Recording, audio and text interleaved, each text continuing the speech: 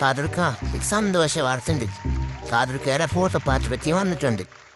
നീ ഇത് സത്യമാണോടെ പറയണേ? ഏത് പത്രത്തിലാടാ? 1-ാം പേജിലാണോ? 1-ാം പേജിലൊന്നല്ല.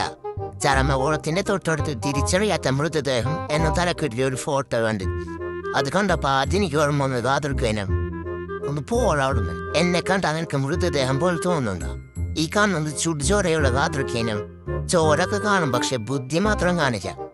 അല്ല കാതർക്കയുടെ ഈ കുപ്പായത്തിന് എന്ത് വിലയായി? ഇതിന് നല്ല ഓട്ടകളുണ്ടല്ലോ.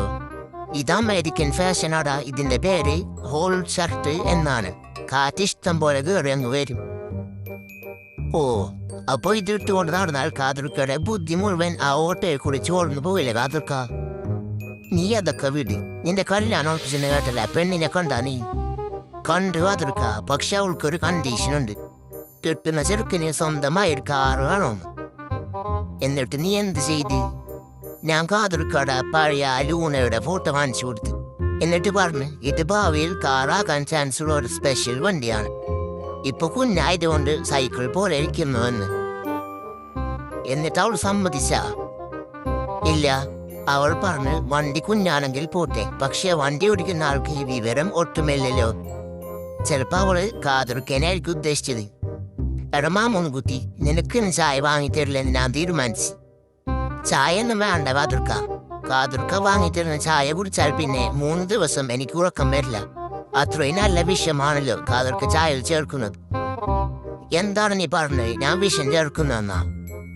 അതല്ലേ കാതർക്ക, കഴിഞ്ഞ ദിവസം കാതർക്ക ചായ കുടിക്കുന്നത് കണ്ട ഒരു പല്ലി ഭിത്തിയൊന്നും താഴെ വീണ് ചത്ത്. പാവം, ആ മണം പോലെ അതിന് താങ്ങാൻ പറ്റിയില്ല.